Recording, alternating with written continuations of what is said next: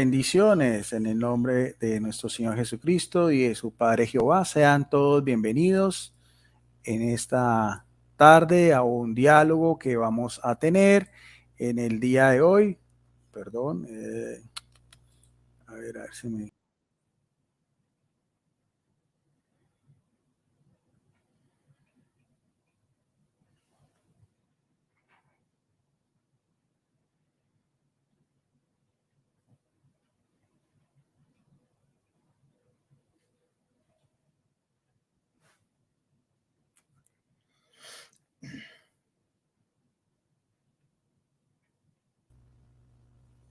Perdón, me salí del StreamYard por querer ampliar la pantalla, pero bueno, aquí estamos. Gracias a las personas que se van conectando. Hoy tenemos a un invitado especial, un amigo ya, un miembro de los Testigos de Jehová, una persona activa en los Testigos de Jehová, que también es un apologista y un investigador desde Madrid, España, que es nuestro amigo y hermano en el amor de Cristo, Samuel Fernández. Vamos a tener un debate en forma de diálogo, como le gusta al señor Samuel y a mi persona, sobre un tema bien interesante, unos temas de cristología que a mí me encantan, que es el tema si es Jesús todopoderoso. Vamos a analizar ese tópico desde ambas perspectivas. Antes de dar un poco más del formato y mientras la gente se va conectando y saludando a las que van llegando, démosle también paso para que nuestro amigo Samuel Fernández se presente. Adelante, Samuel, bendiciones. Buenas noches, ¿qué tal? Espero que estés bien, y a todas las personas que están ahora en directo, pues saludarles, y a las personas que nos verán después. Y bueno, pues esto es como ha dicho Guido, simplemente es una conversación en formato de debate, donde pues cada uno expondremos nuestra creencia, nuestro punto de vista, siempre con respeto y para la gloria de nuestro gran Dios Jehová. Bien, muchas gracias. Bueno, quiero advertirle que con Samuel vamos a tener también más adelante otro diálogo también en forma de debate sobre el tema del Espíritu Santo. Más adelante también lo haremos. Tuvimos uno también sobre Jesucristo, la subordinación al Padre, creo que y el otro creo que fueron sobre los 144,000. De antemano, Samuel tiene también todos los derechos para publicar después o subir todo el video en su plataforma, en su canal, 777, al igual que también todos los apologistas testigos de Jehová, como es por ejemplo el caso de Alex León, expositores TJ. Bueno, bendiciones a las personas que van llegando. Aquí ya llegó Carlos Enrique, gracias. La señora Claudia Sánchez, Biblioteca TJ Biblioteca TJ Javier, ¿no? Javier Rizo, otro amigo testigo de Jehová también, ¿no? Carlos Enríquez, Gabriel Muñoz, y también hay otro señor testigo de Jehová, Carlos Patiño TJ. Bueno, sean todos bienvenidos, y al igual que nuestro amigo Oliver Ariz. Vamos a tener entonces un formato estándar que me gusta a mí, que también le gusta a Samuel, que son 20 minutos, muy ágil me parece a mí, que son 20 minutos de exposición, 15 minutos de refutación y refuerzo y 5 minutos de conclusión. La vez pasada empecé yo y esta vez va a empezar el señor Samuel Fernández, y vamos a tener el cronómetro solamente para que tengamos pendiente, lo coloco siempre al final, y también Samuel, lo mismo, faltando 2 minutos te lo vuelvo a colocar para que vayas redondeando la idea. Bueno, no siendo más, si ya estás listo, me puedes avisar para que empieces con tu primera exposición. Tú me dirás. Vale, pues cuando quieras. Bueno, entonces empiezas desde ya. Bueno, la verdad es que hoy me quería tomar un poco la licencia, ¿no? Ya que hemos debatido tantas veces Guido y yo, pues de empezar hablando un poco de historia, ¿no? Para hacerlo un poquito más ameno. Por ejemplo, este tipo de debates, a su manera, ya se iniciaron hace aproximadamente 2000 años, ¿no? Por ejemplo, Ireneo de León decía que algunos habían encontrado otro Dios aparte del Padre. De hecho, por ejemplo, cuando leemos la demostración de la predicación apostólica de Ireneo de León, que no se tenía constancia de ella, solo por Eusebio de Cesarea, que se encontró el siglo pasado, esta dice: he aquí la regla de nuestra fe, el fundamento del edificio y la base de nuestra conducta, Dios Padre, increado, ilimitado, invisible, único Dios, creador del universo, Este es el primer y principal artículo. ¿Qué diferencia, ¿no?, de lo que se dijo en el Concilio de Letrán siglos después? Creemos firmemente y confesamos que hay un solo Dios verdadero, inmenso, inmutable, incomprensible, todopoderoso e inefable, Padre, Hijo y Espíritu Santo, tres personas, pero una sola esencia, sustancia, naturaleza absolutamente simple. Bueno, sin embargo, Irineo de León en sus escritos, él niega un Dios de unidad. Por ejemplo, en su libro tercero, en el párrafo 17.4 dice: por lo tanto, se demuestran como falsas todas las doctrinas de cuantos han descubierto oddoadas, tetradas y décadas y han fabulado sus divisiones. Bueno, Irineo habla de esta unidad o conjunto de dioses, de deidades, y dice que eso no es lo que enseñaba realmente la Biblia. En el libro 1, capítulo octavo, incluso dice, hablando de los valentinianos, dice que ni los profetas anunciaron, ni el Señor enseñó, ni los apóstoles entregaron, sino del cual se jactan de tener un conocimiento perfecto sobre todos los demás. Y un poquito más adelante dice: sin embargo, al hacerlo, desprecian el orden y la conexión de las escrituras, y en cuanto en ellas yace, desmiembran y destruyen la verdad.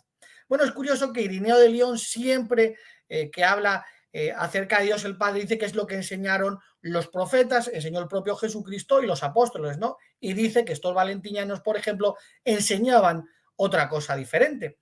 De hecho, en el concilio de Nicea, como muy bien sabe Guido Rojas, Marcelo de Ancira, uno de los que estuvo allí, dice que habló de las tres naturalezas de Valentinus. Este escribió: ahora, con la herejía de los arriomaníacos que ha corrompido la Iglesia de Dios, estos entonces enseñan tres hipóstasis, tal como Valentino inventó por primera vez en el libro titulado Por él sobre las tres naturalezas, porque él fue el primero en inventar las tres hipóstasis y las tres personas del Padre, el Hijo y el Espíritu Santo, y se descubre que se las robó a Hermes y a Platón. Esto es lo que aseguraba esta persona, que lo que se dijo en Nicea venía de Valentín el Gnóstico. De hecho, asegura que se lo robó a Hermes y Platón, y de hecho Hermes decía o hablaba de un único Dios que vive en sustancia y en tres personas. De hecho, como dice el escrito de García Bazán, hablando de los gnósticos, dice: los gnósticos son los primeros que han elaborado la doctrina en toda su riqueza especulativa. Esta exposición, basada en el tratado tripartito, confirma la tradición trinitaria de los gnósticos, que es anterior a este mismo documento en fuentes indirectas y directas, y que ha precedido a todas las especulaciones eclesiásticas a fondo del tema trinitario, y es anterior también al concilio de Nicea. De hecho, dice: el tratado tripartito, que cierra el Códice Primero, presenta un tratamiento arcaico de la concepción trinitaria, Padre, Hijo, Madre, Espíritu, ilustrado por el verso permanente entre ellos. Y bueno, luego empieza a hablar del Padre, el Hijo, que son una única sustancia. De hecho, incluso este tratado tripartito dice que el Padre es una unidad. De hecho, pues vemos claramente en el concepto histórico que los valentinianos, de hecho, incluso la tradición dice que Valentín el Gnóstico era uno de los discípulos de un discípulo del apóstol Pablo, al igual que la tradición nos dice que Irineo era un discípulo del apóstol Juan, ¿no? Bueno, cuando seguimos o analizamos lo que es la palabra todopoderoso, en la concordancia Strong dice que es un poder sin restricciones que ejerce un dominio absoluto. Y cuando analizamos la Biblia, desde Génesis a Apocalipsis, siempre se identifica a Jehová como el Todopoderoso, y nunca se usa ese título para Jesús de manera explícita. Por ejemplo, en Génesis 17.1 dice que Jehová le dijo a Abraham: yo soy el Todopoderoso. En Éxodo 6.3 dice: yo me aparecí a Abraham, Isaac y Jacob como el Dios Todopoderoso. Aquí, pues bueno, los gnósticos o las personas que normalmente buscan a ese Dios fuera del Padre dicen: bueno, él dice yo soy, por lo tanto Jesucristo dijo yo soy, es ese Dios de Éxodo 6.3. Curiosamente, no sería el único Dios ser que formado por tres personas, no, resulta que sería Jesucristo. Sin embargo, pues les tendríamos que decir que Hechos 3.13 pues destroza o acaba con esa hipótesis, porque dice: el Dios de Abraham y de Isaac y de Jacob, el Dios de nuestros antepasados, ha glorificado a su siervo Jesús. Por lo tanto, aunque intentan buscar a otro Dios fuera de Dios el Padre, aquí con este texto no podrían, porque es evidente que está hablando que ese Dios es el propio Jehová. Bueno, y cuando vamos al libro de Apocalipsis, se sigue identificando a Jehová como el Pantocrátor, como el Dios Todopoderoso. Por ejemplo, en Apocalipsis 15, del 1 al 4, dice que vi otra señal, 7 ángeles que tenían las 7 últimas plagas, y luego dice, vi a los vencedores, y dice, y cantan el cántico de Moisés, y luego dice, grandes y maravillosas son tus obras, Jehová Dios Todopoderoso. Aquí llegarían y dirían, bueno, es que Jehová no viene, pero bueno, esto al final viene en Éxodo capítulo 15, donde dice que procedían a cantar, dice, cante yo a Jehová, este es mi Dios, Jehová es su nombre. De hecho, los que cantan aquí son los ángeles, al igual que en Apocalipsis 19:6 y en el Salmo 113:1, que es el mismo texto donde dice, alaben a Jab, porque Jehová nuestro Dios, el Todopoderoso, ha empezado a reinar, exactamente las mismas palabras que en el Salmo 103:1, y tenemos que entender que son ángeles los que están cantando delante de Jehová, y estos evidentemente no se van a dejar llevar por tradiciones y van a dejar de decir el nombre de Jehová. Por lo tanto, sabemos con exactitud que Jehová es el único Dios todopoderoso desde Génesis hasta Apocalipsis. Bueno, aquí es cuando llegan pues algunas personas que buscan a otro Dios fuera del Padre y dicen, bueno, es que Jehová también es Jesús. Bueno, Deuteronomio 6, 4 y 5, escucha, oh Dios, escucha, oh Israel, Jehová nuestro Dios es un solo Jehová, solo hay un Jehová. Y de hecho que decía Jesucristo, he dado a conocer tu nombre, no nuestro nombre compartido. Por lo que la Biblia es clara, identifica a Jehová con el Dios Todopoderoso. Y ya está. Todo lo demás es buscar otro Dios fuera del Padre. Bueno, es interesante lo que dice el Catecismo de la Iglesia Católica en el numeral 268. Dice, creemos que esa omnipotencia es universal, porque Dios, que ha creado todo. Y bueno, lo que me llama la atención es que ponen entre paréntesis, dice Génesis 1.1 y Juan 1.3. Bueno, claro, si uno va a Génesis 1.1 dice, en el principio Dios creó. Y si vas a Juan 1.3, que dice que Jesucristo lo hizo todo por él y para él, aunque viene ahí la preposición griega die, que sería por medio, pero la cuestión está que entonces lo que hacemos es decir que ese Dios solo es Jesús. Resulta que el Dios creador no es Dios el Padre y Dios el Hijo y el Espíritu Santo. Simplemente buscan a otro Dios fuera del Padre y ahora, por lo que vemos aquí, cogen y cualquiera que buscase esos dos textos diría, pues entonces Jesucristo es el creador. Y sin embargo, cuando lo analizamos, por ejemplo, por hablar, ¿no?, acerca de los padres de la Iglesia, Irineo, que no era trinitario, como Valentino, dijo, el Padre dijo, hagamos al hombre a nuestra imagen y semejanza.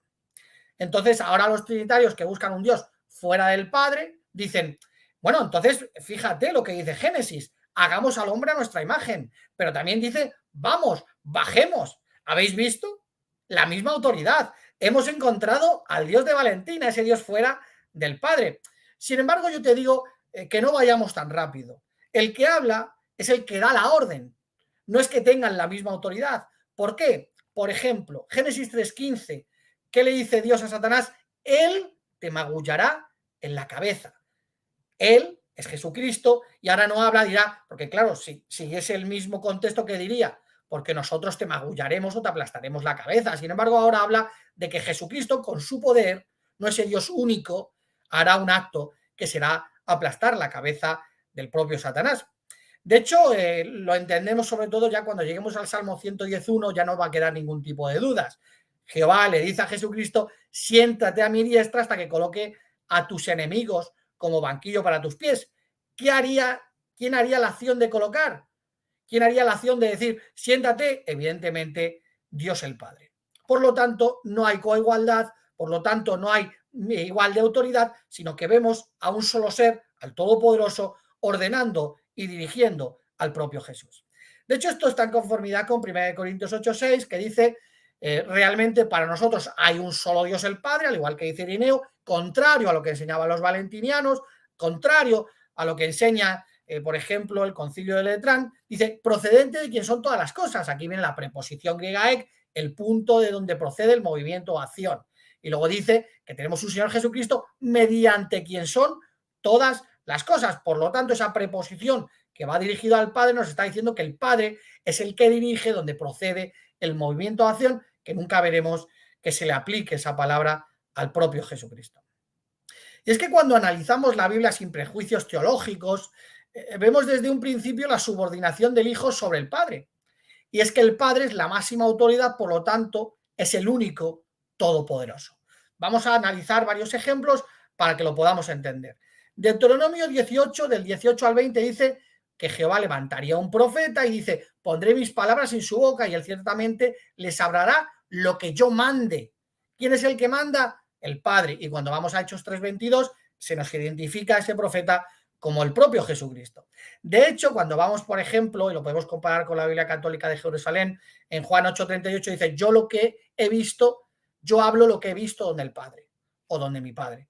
Por lo tanto, cuando viene aquí la preposición para junto al lado que estamos viendo, que Jesucristo aprendió lo que tenía que decir estando en el cielo, por lo tanto vemos a Jesucristo que Dios le ordena, le dirige, incluso le enseña. De hecho, bueno, hay textos que son simplemente sencillos de entender, pero la gente parece que quiere buscar excusas. Por ejemplo, si vamos a Juan 14:28, aquí dice, el Padre es mayor que yo. ¿Qué excusa usaba el gnosticismo para este tipo de textos? Por ejemplo, Clemente de Alejandría, en la Estromata, en el libro 3, en el versículo 59:3, nos cuenta algo que este personaje, Valentín el gnóstico, dice. Dice, soportándolo todo, Jesús era temperante, actuando de manera divina, comía y bebía, no evacuando los alimentos, tanta era la fuerza de su contienda que incluso el alimento en él no se corrompía por cuanto él no tenía corrupción. Incluso, por ejemplo, en el libro apócrifo de los Hechos de Juan, este dice que de repente a Jesucristo, este es un libro del año 150 aproximadamente, 200, dice que cuando Juan veía a Jesucristo, dice, a veces lo veía como un hombre, otras veces, dice, lo veía pues como un ente espiritual, ¿no? Aquí vemos al final pues que estos gnósticos buscaban excusas para decir, bueno, es que Jesucristo en su divinidad, Jesucristo cuando era hombre, y es algo que por desgracia vemos hoy día en el mundo trinitario, que es como que tienen para todos estos textos el modo avión. Desconectamos el modo avión, Jesucristo pasa de ser 100% Dios y ahora habla como 100% hombre. Quitamos el modo avión y ahora Jesucristo habla como un hombre y deja de ser divino, ¿no? Pero al final es algo que no viene en la Biblia. Simplemente es algo que se usa como un argumento propio, pero que realmente carece de total apoyo bíblico. De hecho, si vemos el contexto de ese capítulo, está diciendo un poco antes, dice un poco más y el mundo ya no me contemplará. Luego dice, y el Padre, cuando yo me vaya, enviará al Espíritu Santo, ¿no? Y luego incluso dice, emprendo mi camino al Padre, que ese que me va a recibir es mayor que yo. No estaba hablando Jesucristo, no, porque yo siendo humano, aunque soy 100% Dios y soy todopoderoso, pero yo soy inferior al otro todopoderoso, pero que somos uno. No estaba enseñando eso, hay que ser serios, ver lo que se está enseñando. Incluso coger todo el contexto bíblico. Por ejemplo, Juan 20:17, voy a subir a mi Padre y Padre de ustedes, a mi Dios y Dios de ustedes. ¿A dónde iba? Hacia el Padre. En Hebreos 9:24, ¿qué dice? Que Jesucristo ascendió y se presentó ante la persona de Dios. Jesús se presenta ante la persona de Dios, ese que es superior o mayor que él. Bueno, de hecho, cuando seguimos analizando otros ejemplos que podríamos comentar en esta conversación, podemos ir a Apocalipsis 4:11, ¿no? Dice ahí, digno eres tú, Jehová, nuestro Dios mismo, de recibir la gloria y la honra, el poder, porque tú creaste todas las cosas y a causa, es curioso que aquí viene la preposición día más acusativo, que indica origen de tu voluntad, existieron y fueron creadas. Y es la misma preposición que usa Jesucristo en Juan 6:57 cuando dice, así como me envió el Padre viviente y yo vivo a causa del Padre. Por lo tanto, vemos claramente que la vida del propio Hijo fue causada por el Padre. Por lo que el gnosticismo, como decía Irineo de León, lo que hacen o lo que hacían, decía Irineo de León, era añadir textos, decir cosas que no venían en la Biblia, añadir argumentos, incluso falsificar la realidad, o como decía, por ejemplo, Irineo les decía, mira, es que resulta que solo hay 4 evangelios, ni el de Tomás, ni los demás son de verdad. ¿Por qué? Porque sabemos 100% que solo hay 4 evangelios, y también les decía que las cartas del apóstol Pablo son las que son y que no están corruptas como vosotros decís. Y hoy día, pues bueno, por desgracia, vemos que las personas que intentan buscar un Dios aparte de nuestro Señor Jesucristo, de Jehová Dios, pues intentan y buscar o apoyarse en cualquier tipo de texto. Por ejemplo, no sé si hoy Guido usará estos textos, muchos dicen, bueno, Colosenses capítulo 2, versículo 9, porque en él mora corporalmente toda la plenitud, o sea, el pleroma de la cualidad divina, o sea, ceotes. Por ejemplo, la Biblia de Jerusalén lo vierte como naturaleza divina. Y claro, dicen, bueno, entonces Jesucristo tenía totalmente la divinidad o la deidad y se agarran a eso. Pero ¿por qué no leemos el contexto incluso del capítulo anterior donde dice que Dios tuvo a bien que toda la plenitud de ese pleroma morara en él? Si Dios tuvo a bien que morara en él, es que Dios lo decidió en un momento de la historia. ¿Cuándo? Bueno, dice que para conseguir que Jesucristo reunificase consigo mismo tanto las cosas en los cielos como las cosas en la tierra. Por lo tanto, ¿qué vemos? Que como hubo un pecado, como se introdujo el pecado en el mundo y Jesucristo en su humanidad, por ejemplo, los gnósticos decían que no era ni una cosa ni la otra, lo que hoy día sería el 100%, 100%. Ellos decían que ni una cosa ni la otra. Por lo que le estaba diciendo el apóstol Pablo es que en Jesucristo estaba toda la cualidad y que Dios le había dado todo lo necesario para que cumpliera con un propósito. Si estaban diciendo, o las personas que se apoyan en este texto están diciendo que Jesucristo lo tenía, mira, lo tiene, ¿cuándo lo recibió? Cuando se le mandó, evidentemente, hacer estas cosas. Por lo tanto, si no hubiera evitado el pecado, ¿qué podríamos decir también?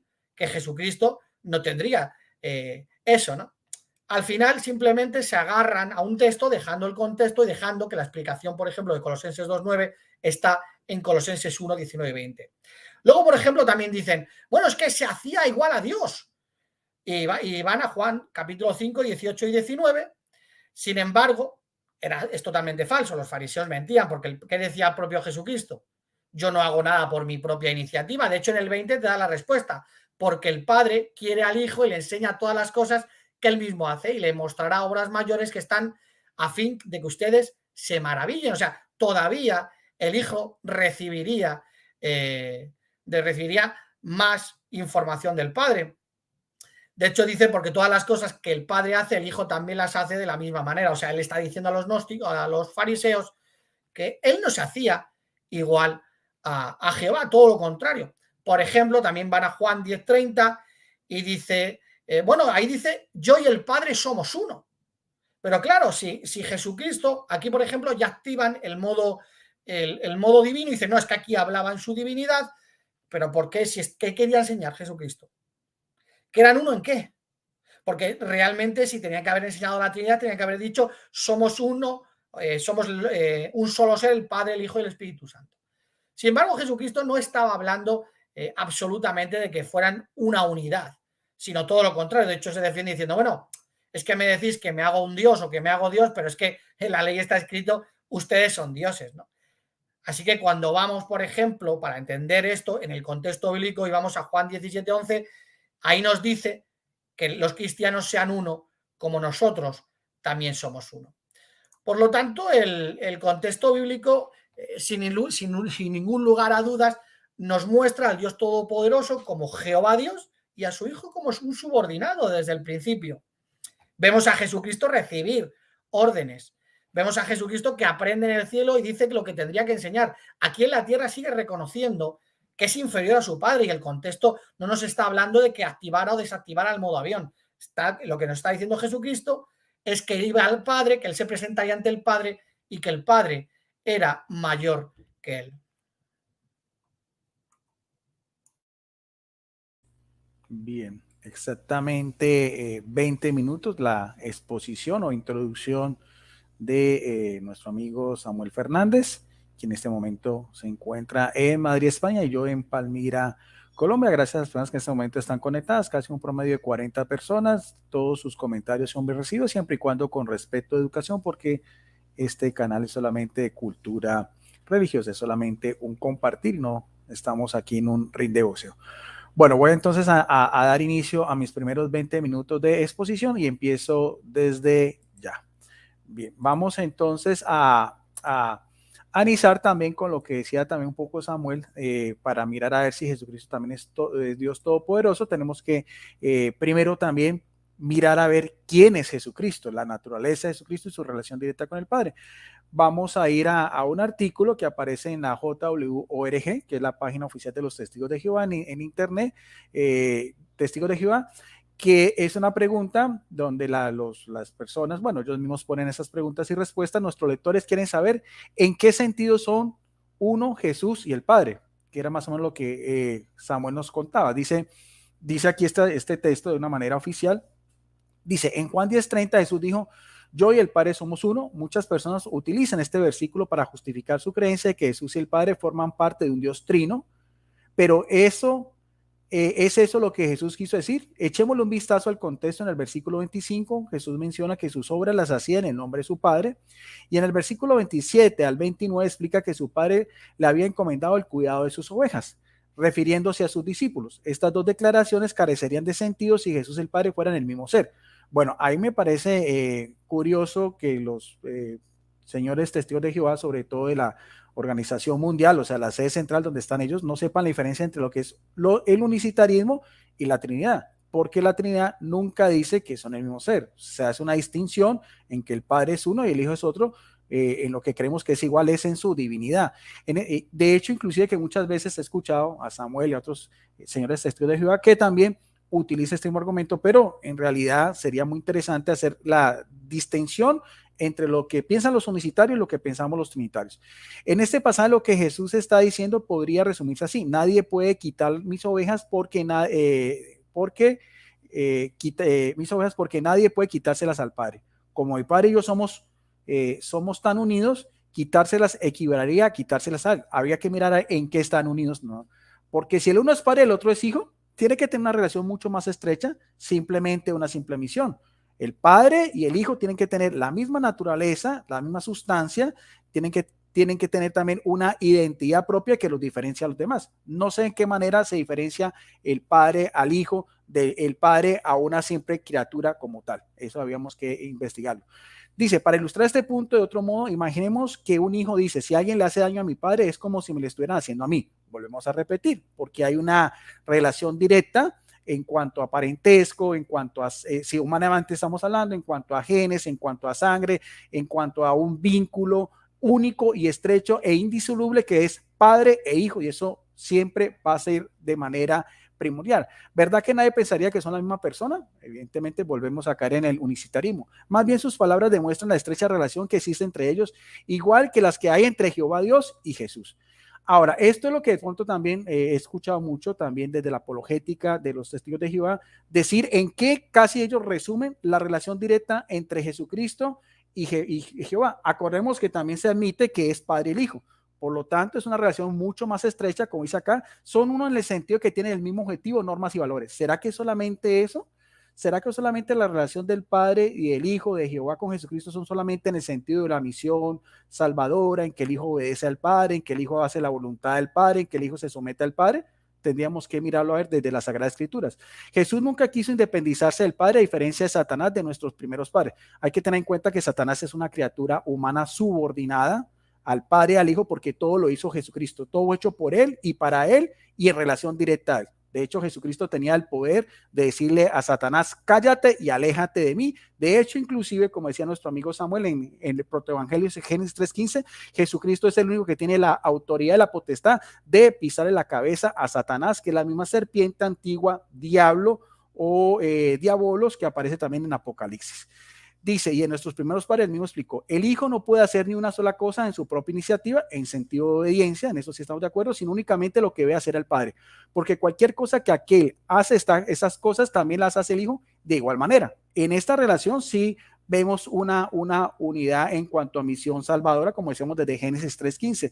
Aunque Dios y Jesús son muy unidos, cada uno posee una personalidad distinta, interesante eso, y también tienen que tener la misma naturaleza. Un hijo no puede tener una naturaleza diferente al Padre.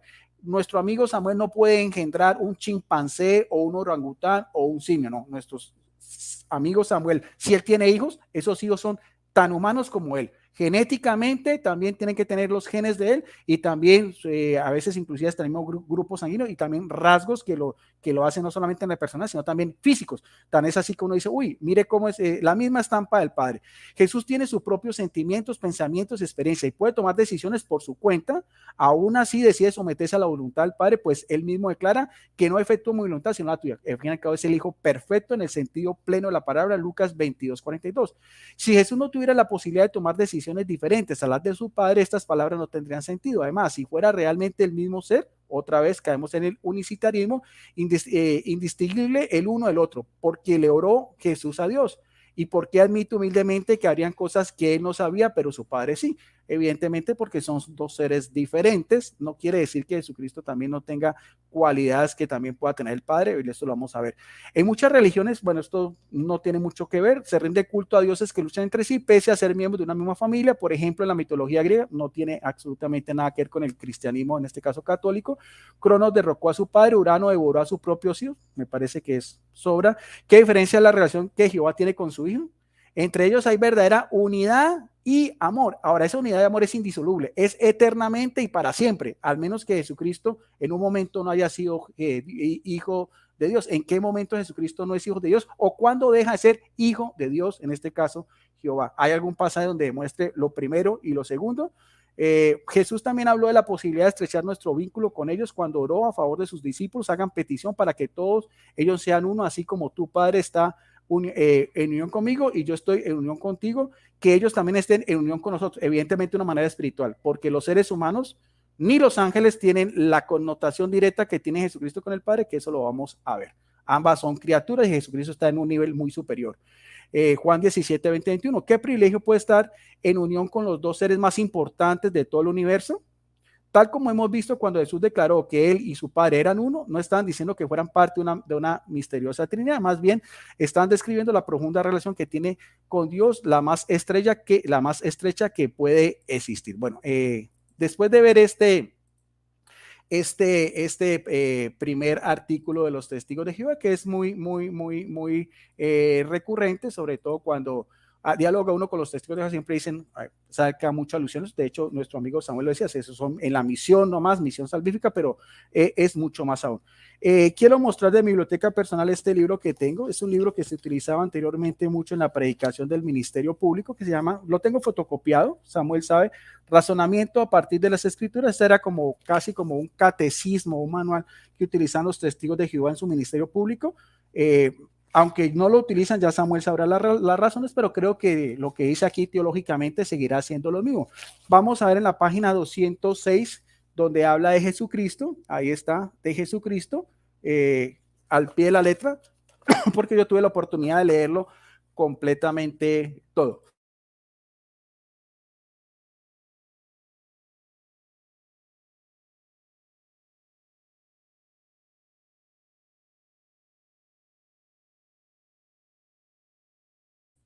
Perdón, dice así Jesucristo. Definición.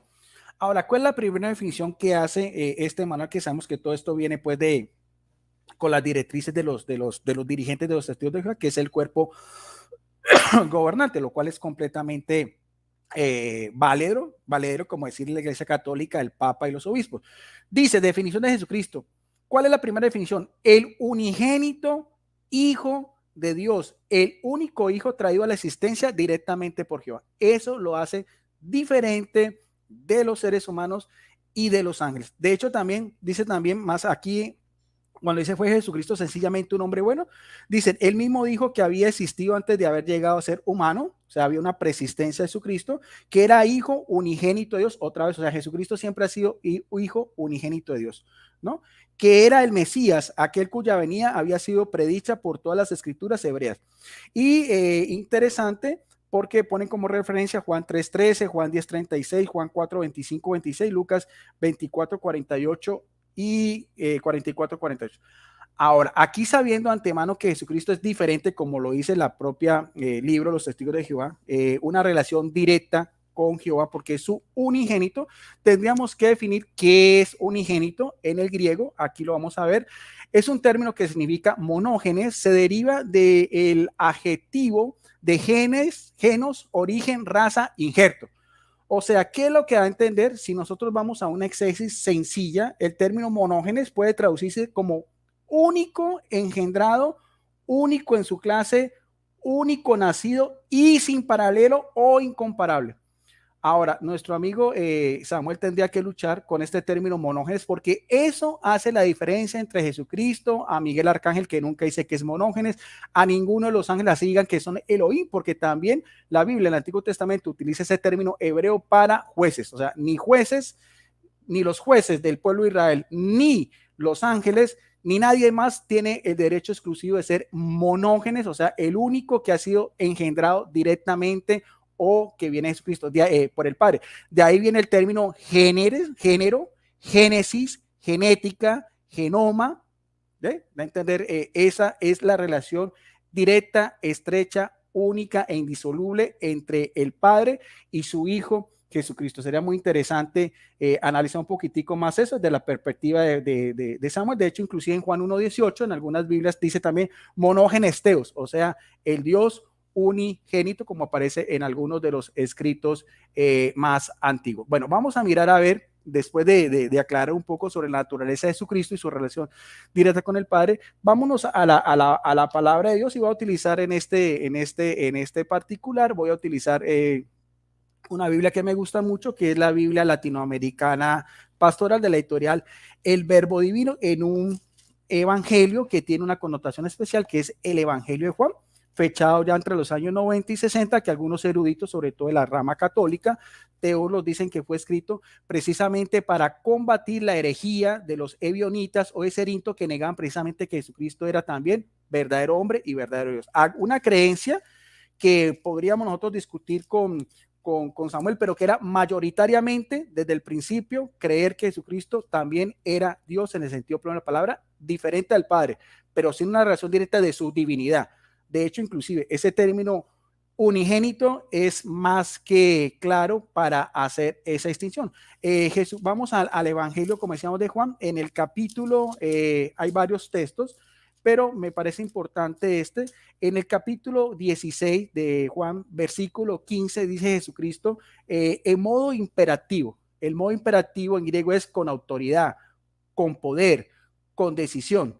Dice Jesucristo en esta versión, que puede aparecer en cualquier otra Biblia también, independientemente de su tradición. Dice Jesucristo, dice a sus discípulos, dice, todo lo que tiene el Padre es mío. Todo es todo, no todo es simplemente una misión, simplemente algo sí, algo no, al menos que indiquemos que todo sea solamente algo fragmentado. Por eso les he dicho que tomará de lo mío para revelárselo a ustedes. Ahora, vámonos al griego. Este término todo es una preposición, palabra primaria, con unos atributos propios que quiere decir todo, cualquiera, cada uno, el todo.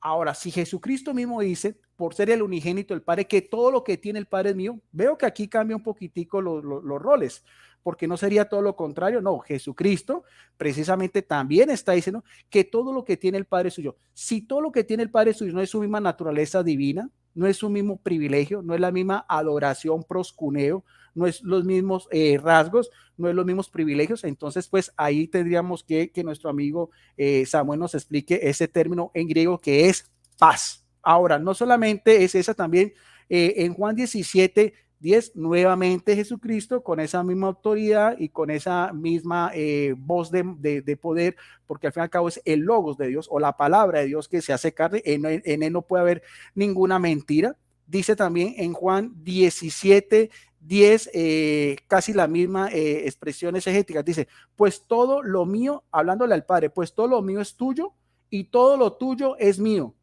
Yo ya he sido glorificado a través de ellos. O sea, la gloria que recibe Jesucristo es en la relación directa que tiene, él mismo lo dice, lo que tiene el Padre todo es de él. ¿Hay algún otro pasaje en las Escrituras donde se diga que Miguel Arcángel o que algún ángel o que algún ser humano, sea Abraham, sea Isaac, Jacob, Moisés, David, o alguien pueda decir con esa misma autoridad lo que dijo Jesucristo? Que todo lo que tiene el Padre es de él? Si no es de la misma naturaleza, si no tiene los mismos privilegios, si no es un unigénito, entonces sería una herejía y estaríamos diciendo que Jesucristo es un falso profeta, porque iría en contra de esa unicidad que era algo muy particular del judaísmo antiguo. Por eso es que es la revelación plena y completa está solamente en Jesucristo, porque nos da a conocer al Padre. Y el Padre en ningún momento, o no veo en qué parte de las escrituras, diga, no, tú no eres ni mi unigénito, ni todo lo mío es tuyo, y te estás abusando de tu poder, estás abusando de la autoridad que yo te da, porque entonces estaríamos una dicotomía entre lo que dice el Padre y lo que dice Jesucristo, de acuerdo a las citas bíblicas que vamos a tomar como referencia. Ahora, ¿en qué sentido también Jesucristo tiene todo poder? Ya teniendo claro que Jesucristo es el unigénito, y unigénito, vuelvo a repetir, el único en su género, raza, eso no lo tiene. Los ángeles son seres espirituales, pero no son seres divinos en el sentido pleno de la palabra, y los seres humanos somos alma, cuerpo, espíritu en esa tripartita, como lo dice también el apóstol Pablo en la carta a los tesalonicenses, cuerpo, soma, alma, espíritu, neuma, cuerpo, soma, y alma, suque, en esa misma concepción. Ya en las epístolas paulinas también encontramos también pasajes como ya Pablo, este gran apóstol que recibe todo por revelación divina, nos dice también atributos importantes de Jesucristo. Son himnos cristológicos, o sea, himnos que él manda a las primeras comunidades y que eran, como lo mismo Samuel debe saber, eran tenidas en cuenta en la liturgia. Son varios himnos cristológicos. Uno muy recurrente es su carta a la comunidad de Colosa en Asia Menor. Estamos hablando entre fechados de años 50 y 60. En Colosenses 1:16, claro, independientemente, es claro que la exégesis que pueda hacerle Samuel estos textos, pues es muy respetable a la que le pueda hacer yo como católico, pero de todas maneras los pongo ahí como base. Dice, porque, dice otra vez el apóstol Pablo, porque en él fueron otra vez creadas, aquí aparece el término otra vez, plus, todas las cosas en el cielo y la tierra, evidentemente por medio de su Padre, que le hace autoridad, el universo visible e invisible, todo, tronos, gobiernos, autoridades, poderes, todo fue creado por medio de él y para él. Si esto no es todopoderoso, o sea, hay algo en el universo que no fue hecho directamente por Jesucristo, va a decir el mismo Jesucristo. Sabemos que Jesucristo es unigénito y que el término más recurrente es engendrado. Aquí vuelvo otra vez a repetir el apóstol Pablo, que todo el universo fue hecho por Jesucristo, para él y por medio de él. Claro, no negamos la autoridad del Padre, no negamos que el Padre es mayor, porque evidentemente uno es Padre, el otro es Hijo, no negamos que el Padre está en primer lugar, pero eso no exime ni quita los privilegios únicos que tiene Jesucristo en relación directa al Padre, y como él mismo lo decía en su ministerio público, y nunca se escuchó una voz del cielo que dijera todo lo contrario o lo desautorizara. También en la carta a los hebreos, que algunos piensan que fue escrita por Pablo, pero pues hay muchas dudas sobre su autoría, pero es un texto canónico también. Nuevamente, en esa misma etimología de la palabra paz, que quiere decir todo en el sentido pleno, Hebreos 1:3 dice, él es el resplandor de la gloria de Dios, solamente Jesucristo es el resplandor de su gloria y la impronta de su ser, en cuya palabra poderosa, aquí interesante, la palabra poderosa de quién, del Hijo, en una autoridad, como decíamos también del mismo artículo, los testigos de Jehová, aunque se somete al Padre, pero también decíamos que él también tiene cualidades que son propias, como aquí mismo lo dice, es la voz del Hijo, dice, poderosa, mantiene el universo, también en él purifica el mundo de sus pecados, luego se sentó en los cielos a la derecha de Dios y de su majestad. Bueno, aquí vemos también varias cosas. Aquí exegéticamente vemos, en primer lugar, ese término poder es dunamis. Ese término implica en sus diversas acepciones poder, poderosamente, fuerza, potencia, potestad.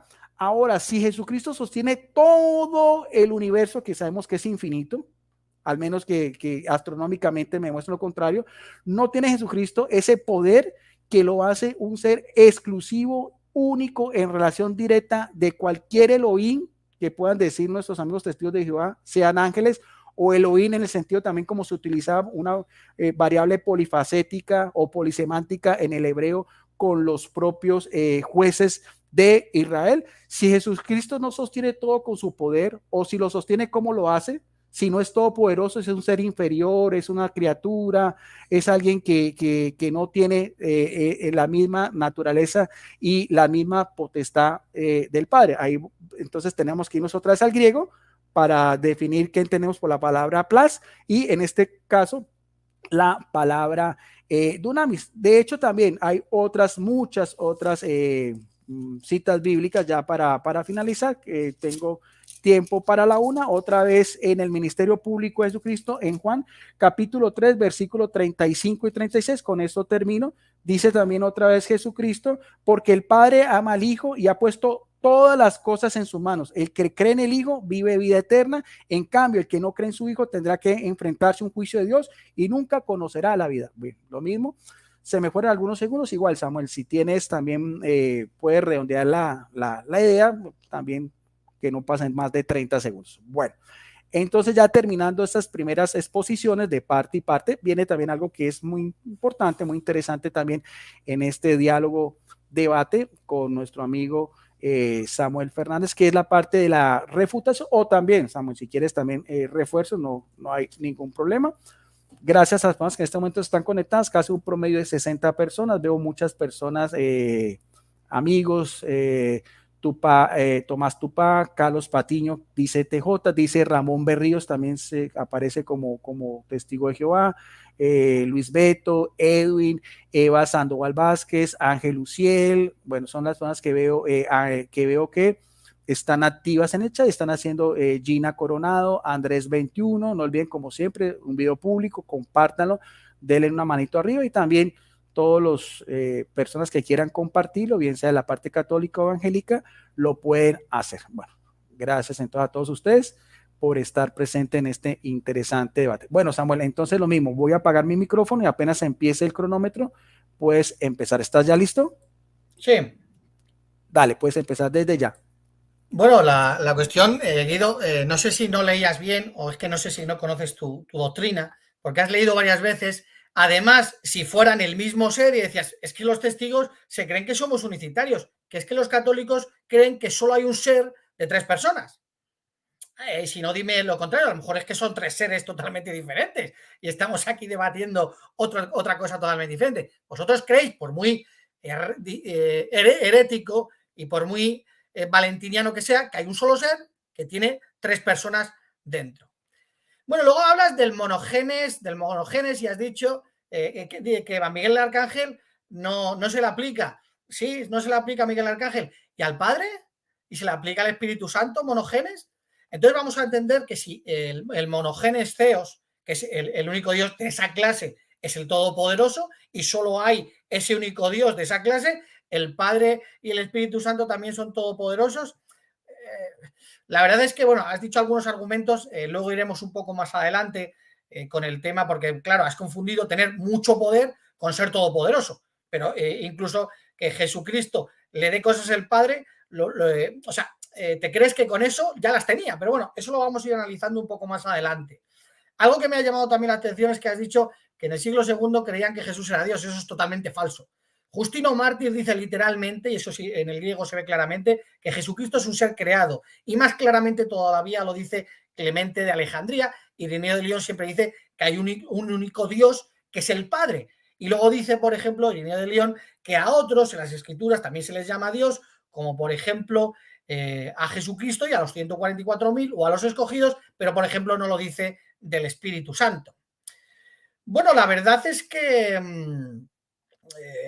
no sé qué vas a tratar ahora en los próximos 15 minutos, me lo tengo que imaginar, porque entiendo que hablarás de otras cosas, porque en estos 20 minutos prácticamente con dos textos se quedaría acabado el debate. Así que voy a pensar o imaginarme qué tratarás en los próximos 15 minutos, porque luego en los últimos 5 minutos no voy a tener tiempo para contestarte los últimos 15, al menos que dediques el tiempo en hacer lo mismo que has hecho en estos últimos 20. Mira, ahora me venía a la mente mientras estabas hablando, el otro día vi un debate, creo que era de Franklin y un señor que se llamaba Gonzalo, y repetía mucho un texto, ¿no? Y decía, porque donde están dos o tres reunidos en mi nombre, allí estoy yo en medio de ellos. Y decía, ¿has visto?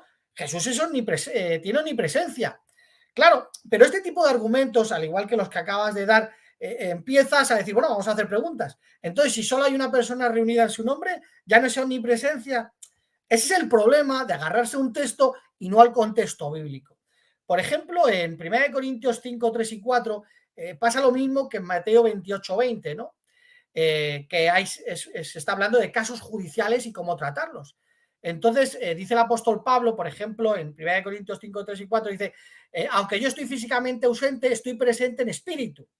Claro, el apóstol Pablo no era omnipresente. Estaba hablando de que evidentemente les daba el apoyo en cuanto a la decisión judicial.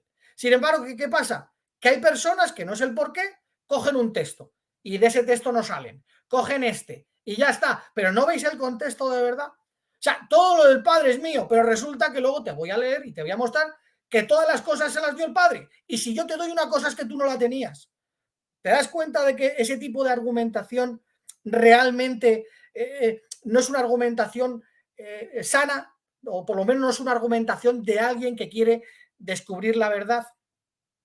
Bueno, ahora me imagino, porque al final es el único argumento que tenéis, no me refiero a ti, me refiero en líneas generales, es Apocalipsis 1.8, ¿no? Y los que buscan un Dios fuera de Dios el Padre, pues dicen, mira, dice en el versículo 7 dice, mira, vienen con las nubes y todo ojo lo verá. Y luego dice, continúa diciendo, yo soy el alfa y la omega, dice Jehová Dios, aquel que es, el que era y el que viene, el Todopoderoso. ¿Has visto? Te acabamos de unir que el 7 y en el 8 y es el mismo, ¿no? Pero yo ahora te puedo preguntar y decir, bueno, entonces, ¿por qué tú consideras que si en el versículo 6 se habla del Padre, ¿por qué el 7 habla del Hijo? Y claro, tú me dirás, hombre, el contexto. Dice que el que, por ejemplo, ya cambia del 6 al 7 porque dice al que traspasaron. Lógicamente, el del 6 es el Padre, pero ahora el 7 es el Hijo. Pero entonces, ¿por qué entiendes que el 8 sigue siendo el Hijo? ¿Por qué? Porque quieres creerlo. Vamos al versículo, por ejemplo, 4, y ahí te dice que dice bondad inmerecida y paz de parte de aquel que es y que era y que viene. Y luego dice, y de los 7 espíritus y de parte de Jesucristo. En el versículo 4 ya te estaba diciendo que aquel que es y que era y que viene es Dios. Y en el versículo 8 te dice que ese es el alfa y la omega. Acaba de cambiar el personaje y ahora es el Padre. Bueno, si seguimos analizando el tema del alfa y la omega, cuando vamos a Apocalipsis 21, 5, 6, algunos todavía son capaces de decir, eso ya es difícil de entender, que el alfa y la omega es Jesucristo. Sin embargo, aquí se nos dice que el que está sentado en el trono hace nuevas todas las cosas, luego dice yo soy el alfa y la omega, y cualquiera que venza heredará estas cosas, y yo seré su Dios y él será mi hijo. Bueno, ¿quién es el que está sentado en el trono en Apocalipsis? Es Jehová. ¿Quién hará nuevas todas las cosas? Isaías 65, 17 o por ejemplo el 66, 22 que dice que es Jehová. Y luego dice el alfa y la omega que al que venza, dice yo seré su Dios y él heredará. ¿Qué dijo Jesucristo? Haciendo a mi Dios, a vuestro Dios, y en la Biblia se nos presenta a Jesucristo como un vencedor que tiene un Dios. Por ejemplo, Apocalipsis 3.11, el 3.21, al que venza le concedé sentarse conmigo en mi trono. Así como yo vencí, me senté con mi Padre en su trono, por lo que la Biblia identifica el trono de Dios como separado del trono de Jesús. Dice que Jesús también hereda en Hebreos 1.2 que dice, ahora al final de estos días nos ha hablado por medio de un hijo a quien nombró heredero. No, porque si Jesucristo lo hizo por él y para él, que es mediante él, es el, no es el todopoderoso, porque si él hubiera sido el creador absoluto, no tiene que heredar absolutamente nada. Y en la Biblia se nos dice que es un vencedor que hereda.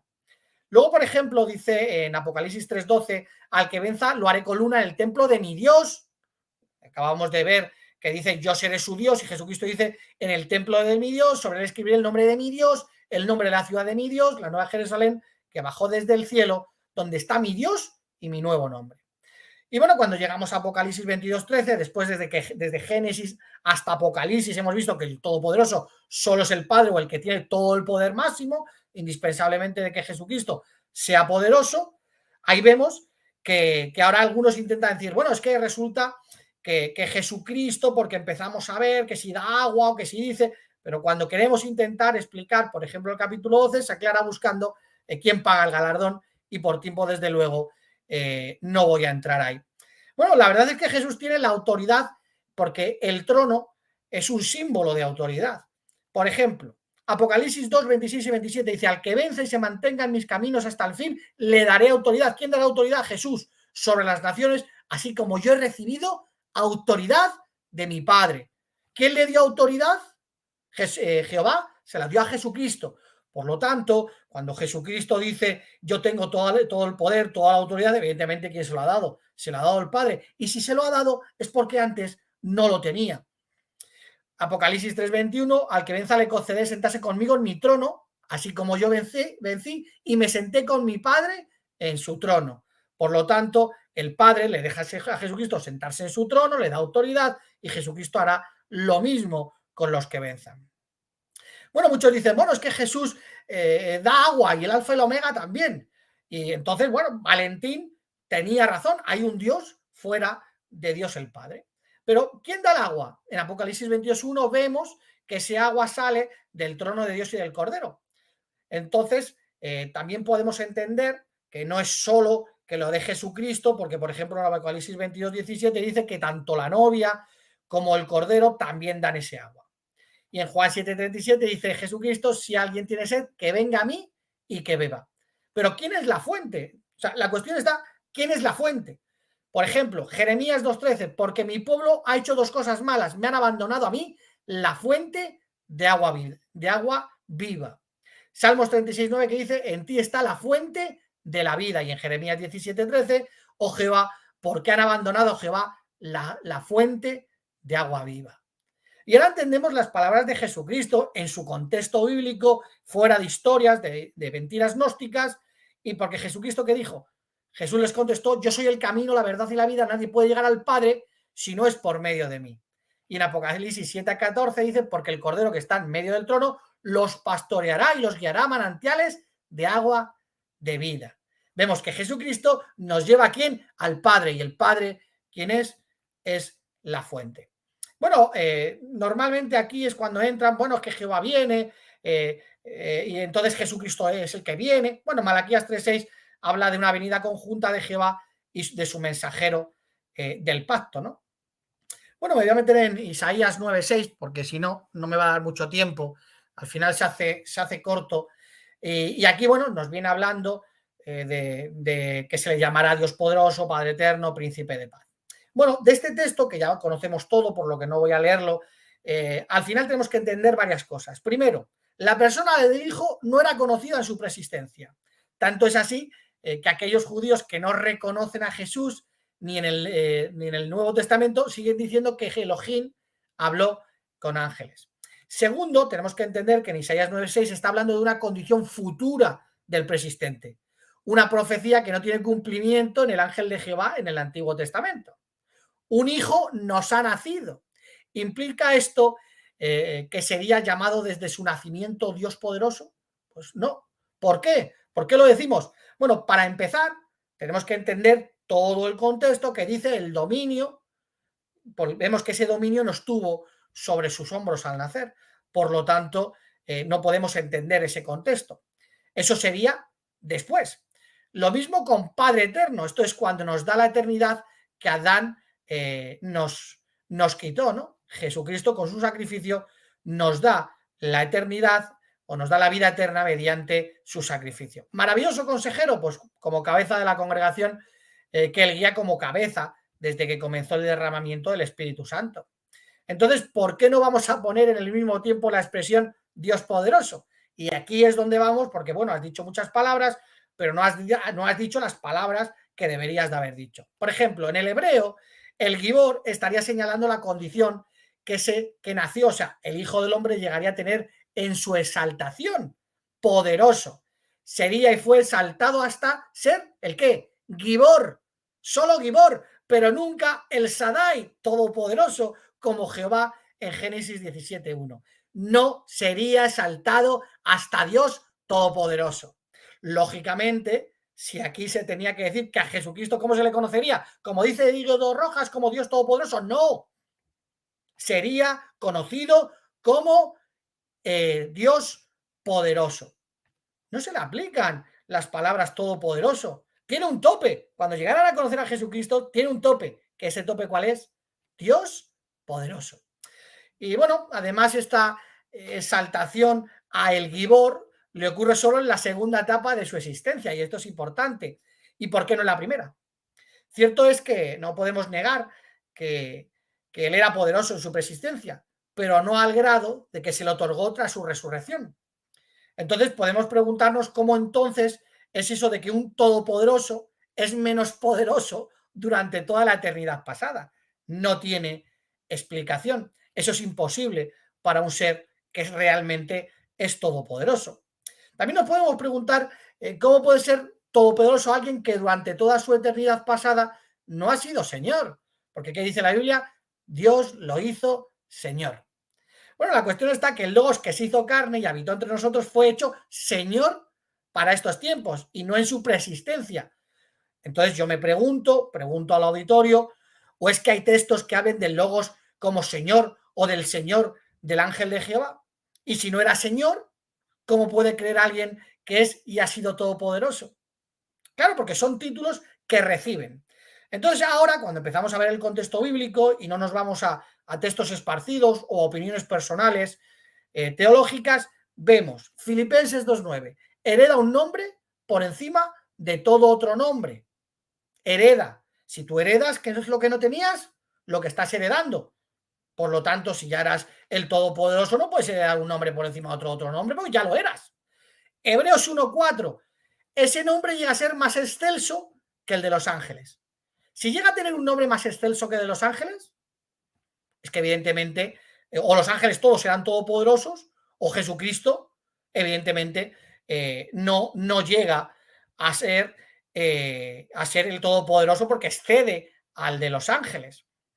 Y en Isaías 9.6, como acabamos de estar analizando, al final, ¿qué dice? Que se le da un nombre. ¿Cuál es ese nombre? Pues es un nombre de autoridad. Ese nombre es el nombre que está por encima de otro nombre porque tiene toda la autoridad. Por eso en Mateo 28.18 dice, a mí ha sido dada, se me ha dado todo poder, toda la autoridad. Aunque lógicamente tenemos que entender que todo, como dice Guido Rojas, no es todo, porque Satanás también dijo, todo poder me ha sido dado en la tierra, y evidentemente eso no implica que tenga un, no sé si ya me he pasado, ¿no? Termina la idea, Samuel, No, si no te quieres. preocupes, déjalo. Si es que lo estaba viendo, digo 15 minutos. No, pero si quieres, termínala, no pasa nada. Termina la idea si quieres. Bueno, pues es simplemente eso, ¿no? El hijo no es Pantocrator ni Sadai en hebreo, y cuanto mucho menos todas las capacidades le han sido dadas, por ejemplo, en Mateo 28.18, después de resucitar, eso significa una eternidad pasada sin tener todas las capacidades como todopoderoso, y eso al final es totalmente imposible. Bien, listo. Sí, casi 16 minutos está para que Samuel termine la idea. Gracias a las personas que están conectadas. Ya subió la audiencia a más de 80 personas. Hay mucha gente conectada en el chat. Mucha gente está haciendo sus comentarios. Les pido siempre respeto y educación para ambas partes. Aquí estamos solamente dialogando, Samuel y mi persona, en un ambiente amigable y respetuoso. Bueno, entonces voy a mis 15 minutos de refutación y refuerzo y empiezo desde ya. Bueno, vamos entonces algunas de las cosas que dijo Samuel.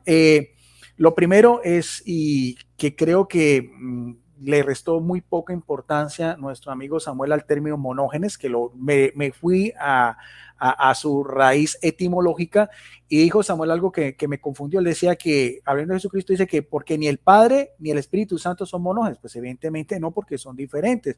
Vuelvo a repetirle lo que dice su libro, Razonamiento a partir de las Escrituras, con respecto a Jesucristo. O sea, el monógenes no es ni para Jehová ni para el Espíritu Santo. El monógenes, como dice acá, tal cual como lo saca, dice que es solamente para Jesucristo. Dice, el unigénito Hijo de Dios, el único Hijo traído a la existencia directamente por Jehová. Si es traído directamente por Jehová es porque tiene el único que tiene la misma divinidad, la misma naturaleza, los mismos, si quiere en un lenguaje humano, los mismos genes, la misma raza del Padre, es solamente Jesucristo. Eso no lo tiene ni Satanás, ni ningún otro, cualquier otro persona. Dice del demonio que tiene poder, pero Jesucristo es más poderoso porque Jesucristo le aplasta la cabeza a la serpiente, que es el mismo dragón y Satanás, como aparece en Génesis 3.15. Además, el demonio es criatura y Jesucristo es monógenes, por lo tanto, esa comparación es falaz. No tocó para nada nuestro amigo Samuel los términos paz, que es todo en el sentido de plenitud, como me fui a la raíz etimológica del griego, ni el término dunamis, que quiere decir poder, potencia, autoridad. O sea, y volvemos a lo mismo. De pronto el dilema es en cuanto a que nuestros amigos testigos de Jehová hacen referencia a que se le dio al Padre. Nosotros también decimos que se lo dio al Padre, pero eso no le exime ese poder que ya Jesucristo lo tiene y que nadie se lo va a quitar, porque tiene una relación directa que solamente va unida a la misma naturaleza de el Padre. En ese sentido, creo que es la gran diferencia entre lo que piensan los testigos de Jehová y lo que piensan los católicos. Citó Mateo 28, 18, también es un hebraísmo donde Jesucristo también resucitado dice, todo poder me ha sido dado. Evidentemente se lo da al Padre, pero ¿quién se lo quita? ¿Cuándo el Padre le va a quitar poder a Jesucristo? Lo veíamos desde antes de la creación, porque sostiene el universo con su palabra poderosa. Una criatura puede sostener a las otras criaturas, que en este caso serían ángeles y también seres humanos y también los astros. Una criatura puede sostener todo con una palabra poderosa, sabiendo que el universo es infinito, como los mismos astrónomos lo han dicho, o es que el universo tiene un fin, porque hasta ahora los telescopios no han podido llegar a eso. De hecho, ese término poderoso en Mateo es otra vez es exousia, que quiere decir control o derecho propio. Cuando Jesucristo dice en el cielo y la tierra es un hebraísmo, o sea, que por encima de ese derecho que le ha dado el Padre, nadie está exento de ese poder, bien sea en los ángeles en el cielo, bien sea en la tierra y bien sea inclusive a los demonios, porque dice también el himno cristológico de Filipenses 2 del 6 en adelante, dice ante el nombre de Jesucristo dobla toda rodilla, en el cielo, en la tierra y debajo de la tierra. ¿Por qué? Nuevamente por lo mismo, por la relación directa, estrecha, íntima entre el Padre y el Hijo, desde antes de la fundación del mundo, como lo dice la Biblia. Bueno, habla sobre, hizo mucho énfasis a los gnósticos, pues precisamente fue la Iglesia Católica, como lo dijo Ignacio de Antioquía, desde el siglo II, que combatió a los gnósticos, a los ebionitas, a Cerinto, a todas estas corrientes heréticas, porque nosotros no somos gnósticos. No sé por qué Samuel hizo tanta referencia sobre el particular, como después también con Arrio, ese sacerdote de Alejandría, que empezó a decir casi lo mismo que dicen los testigos de Jehová, y fue la Iglesia con Atanasio de Alejandría en el primer concilio ecuménico en Nicea que dijo, no, Jesucristo es verdadero hombre y verdadero Dios. ¿Dónde está? Si realmente esa iglesia no creía en la divinidad de Jesucristo, no está la contraparte en el cual el uno fue excomulgado y los otros salieron victoriosos. De ahí salen esos signos, esos credos cristológicos, esos credos de fe, como es el credo niceno, el credo atanasio o el credo de los apóstoles, donde nosotros también decimos que el Padre es todopoderoso. Nosotros nunca le quitamos ese privilegio al Padre, pero que también lo comparte el Hijo por derecho propio, como él mismo lo veíamos desde su mismo en el ministerio público. Ahora, es interesante cuando Samuel también hace sobre el término Gibor, que quiere decir, porque también he visto que se hace mucha referencia, entre decir, no, Jesús es poderoso y solo el Padre es todopoderoso. Le voy a mostrar desde la misma etimología y desde el mismo hebreo que no necesariamente es así.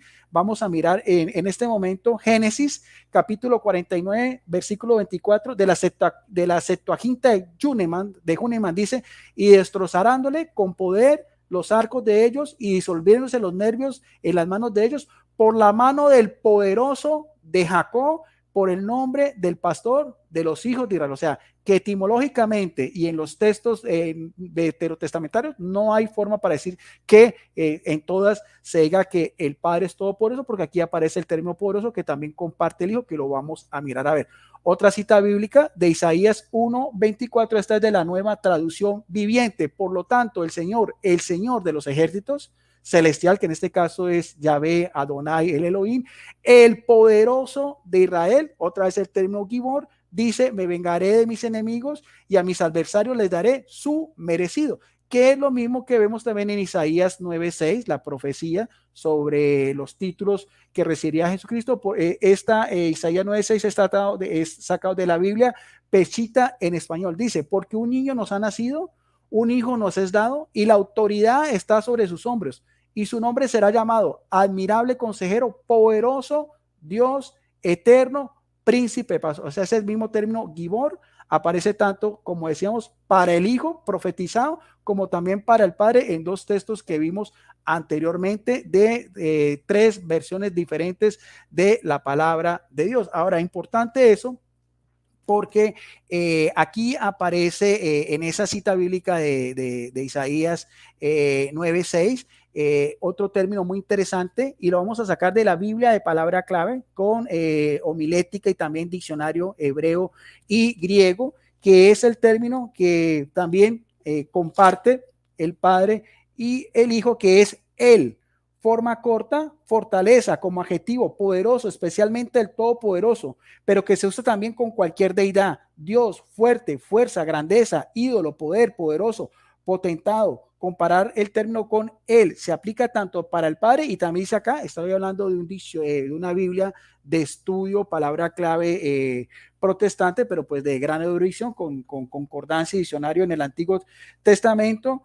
Dice, refiriéndose también, dice, especialmente significa la declaración de que Él, o sea, está con nosotros, Emmanuel, que quiere en Isaías 7:14. O sea que ese término Él, que quiere decir no solamente Dios, sino también fortaleza, adjetivos como todopoderoso, fuerte, fuerza, grandeza, desde solamente de la gramática griega, puede ser tanto para Yahvé como en este caso proféticamente para Jesucristo, que es el Emanuel, como lo dice en un sueño el ángel a José, como también para otras deidades, que en eso también es el término recurrente que nuestros amigos testigos de Jehová hablan del término Elohim. Eso es solamente un término polifacético, polisemántico, que Elohim se aplica al Padre, se aplica a los ángeles y se aplica a los jueces. Ahora, defíname eso teológicamente. Es lo mismo el Padre en toda su esencia que los ángeles que están en su asamblea, que también que los jueces que son seres humanos. Por lo tanto,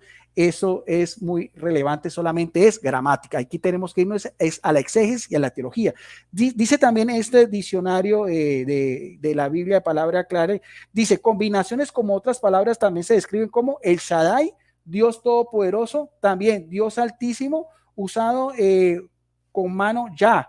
En algunas situaciones la palabra transmitía y indica poder o fuerza, o sea que Shaddai es tan importante como Él. Ahora, algo que a veces no sé si nuestro amigo Samuel se da cuenta, es que ese término Shaddai no solamente se empleaba para Jehová, porque el Shaddai es un término asirio, designaba en un comienzo al dios de las estepas, y el hecho de que se use también en los libros de la Biblia le da un toque antiguo. El más tardío es, por ejemplo, en el libro de Job, se encuentra más de 30 veces, pero entonces ha pasado a ser el equivalente a todopoderoso. O sea que el término Shaddai era también compatible a esas falsas deidades, como decíamos aquí, de estos tribus politeístas, al igual también que veíamos del término, y no solamente eso, sino también el término Baal o el término Señor. Este título se daba también a las divinidades masculinas entre los cananeos. Su culto fue muy combatido por los profetas, como en Primera de Reyes 18, 20, 24. Pero también Yahvé recibe el título de Baal en los tiempos antiguos, como Oseas 2:18. O sea, Baal, Shaddai, Elohim o El, desde la etimología, puede ser tanto para el Padre, también como decíamos, para el Hijo proféticamente, como también para las falsas divinidades o Dios. Ahí la gran diferencia es mirarnos en la teología cómo podemos comparar lo uno y lo otro y de qué manera nosotros también lo podemos explicar. Hablando también de Apocalipsis 1:8, que es también el más importante, decía Samuel, dice que Jehová viene, pero bueno, no se decía, vamos a mirarlo a ver. Apocalipsis 1:8 dice, tengo aquí Biblia de Estudio de Herencia Reformada, dice también esta traducción de corte presbiteriano, dice, yo soy el alfa y el omega, el principio y el fin, dice el Señor, el que es, el que era, el que va a venir, el todopoderoso. Tiene que mostrarme, Samuel, en qué manuscrito griego aparece el tetragramatrón Jehová, porque tengo entendido que eso es en hebreo y el Nuevo Testamento se escribe en griego. Eso es una añadidura que aparece con todo respeto en la Biblia de la traducción del Nuevo Mundo, pero podría mostrarme en qué variante, en qué papiro antiguo, en qué códice ustedes adjudican ese término de Jehová, o es algo que sus traductores anónimos de la traducción del Nuevo Mundo agregaron, porque de hecho también lo mismo, también en la Biblia de palabra clave, también si nos vamos también a Apocalipsis capítulo 1, versículo 8, dice también, dice yo soy el alfa y el omega, el principio y el fin, dice el Señor, el que es, el que era, el que va a venir, el todopoderoso. Bueno, aquí aparece también, como veíamos, el término, como lo habíamos dicho también Samuel, es el término pantocrator, gobernante, sobre todo aquel que tiene todo el poder. Ahora, la discusión es, ese todopoderoso de Apocalipsis 1:8 es quién, ¿es Jehová o es Jesucristo? Eso ahí sería, de todas las Biblias de estudio que yo tengo, tanto católicas como evangélicas, esa perícopa se le aplica única y exclusivamente a Jesucristo. ¿Cómo podemos también mirar sobre el particular? Pues es muy fácil, porque si nosotros vamos también tanto desde el comienzo del libro del Apocalipsis, y eso también lo va a demostrar también con los primeros cristianos, ya que a Samuel le gusta mucho hablar también de los primeros cristianos. Si nosotros vamos desde Apocalipsis 1:1, dice, esta es la revelación de Jesucristo. Dios la dio para enseñar a sus servidores lo que va a suceder pronto. Evidentemente, el Padre da una revelación, pero aquí el personaje principal y el centro de esta revelación es Jesucristo. Curiosamente, si nosotros vamos también al epílogo del mismo escrito de Apocalipsis, escrito por Juan en la isla de Patmos hacia finales del siglo I, que encontramos el mismo autor, la misma idea exegética y el mismo paralelismo. Apocalipsis 22:20 dice, el que da fe de estas palabras dice, sí, vengo pronto, que en algunas Biblias aparece el término Maranata, pero ¿quién es el que viene? Amén, que quiere decir así sea, con certeza, con seguridad. Ven, Señor, Kyrios, ¿quién es el Señor? ¿Jehová? No, ven, Señor Jesús, que la gracia del Señor Jesús esté con todos vosotros. Exegéticamente, quienes estaban esperando, según la visión que tenía el apóstol Juan, según lo que esperan los primeros cristianos, la parusía o la presencia, la nueva presencia de Jesucristo, un término griego que quiere decir eso, nuevamente estar en la presencia de alguien. Advenimiento era a Jesucristo. Lo dice también aquí mismo, el mismo, o sea, para que sea el mismo Juan el que nos diga en realidad a quién estaban esperando, y de acuerdo a esa misma revelación, él mismo lo dice acá, ven, Señor Jesús. Aquí no dice ven, Señor Jehová. Incluso también podemos mirar a ver, porque dice también ya que Samuel tocó, porque ese texto también es muy recurrente, porque ahí se aparece el término todopoderoso, también para mirar a ver una profecía que aparece en el profeta Zacarías, ya que también Samuel tocó algo de los textos antiguos proféticos, pero también si nosotros vamos al libro de Zacarías, que lo estoy buscando acá en esta Biblia pastoral, Zacarías capítulo 12, versículo 10, dice lo siguiente, dice, pondré el ánimo de los descendientes de David y de los habitantes de Jerusalén para que vuelvan a mí con amor y confianza. Llorarán por aquel que ha sido traspasado, como se siente la muerte de un hijo único, y lo echarían de menos como se lamenta el fallecimiento del primer hijo. Ahora, ¿quién es el unigénito que al mismo tiempo es primogénito? ¿Quién es el que fue traspasado en la cruz? ¿Quién fue el que pudo mostrar las heridas de los clavos y las llagas en su resurrección? A Tomás. ¿Quién es el que promete que volvería? ¿A quién vieron los apóstoles mirando al cielo, que los ángeles dicen, ese que fue, es el mismo que volverá? Es el mismo que estaban esperando los cristianos, de hecho, inclusive hasta mediados del siglo I. Y voy a también a tomarme un minuto más también en un discurso que habla Jesucristo, de los discursos escatológicos que aparecen en el Evangelio de Mateo, capítulo 24, versículo 30, con esto termino. Entonces aparecerá en el cielo la señal del Hijo del Hombre. Mientras todas las razas de la tierra se golpearán el pecho, verán al Hijo del Hombre viniendo en las nubes del cielo con el poder divino y la plenitud, pleroma, de su gloria. Bueno, ahí también termino lo que habíamos estipulado. Y vamos entonces a la última parte, gracias a las personas que en este momento están todos, un promedio de más de 67 personas, y todas las personas están muy activas en ella. Bueno, entonces vamos a escuchar los últimos 5 minutos de cierre o conclusión de nuestro amigo apologista de los testigos de Jehová, Samuel Fernández, que en este momento se encuentra desde Madrid, España, teniendo claro que tenemos una diferencia de casi 6 horas. En ese momento ya tendrá por ahí las 11 de la noche, pero pues Samuel ha querido sacar tiempo para hacer estos compartir. Bueno, Samuel, tú me dirás cuándo quieres empezar tus 5 minutos. De hecho, también si no termina la idea, la puedes concluir. Voy a dejar el cronómetro. Tú me dices. Venga, pues bien rápido, que hay mucho que decir. Bueno, dices el monogenes solo es Jesús, o sea, no hay coigualdad con vuestro Dios, que todavía no sé si es un ser o son 3 personas o son 3 seres diferentes, porque todavía no lo he explicado. Le dio poder el Padre dentro de un solo Dios. Eso también es interesante, que dentro de un solo ser, un solo Dios, uno le dé poder al otro. Claro, si todo vale, al final cada uno puede inventarse lo que quiera. La Iglesia luchó contra los gnósticos. Bueno, eso si no te importa, se lo cuentas a otro que no estudia historia, ¿vale? Porque la Iglesia, esa que tú dices, Irineo, Policarpo y demás, eran mileniaristas, los gnósticos no. Por lo tanto, los mileniaristas lucharon contra los no mileniaristas. Por lo tanto, la Iglesia que tú dices no es la Iglesia católica.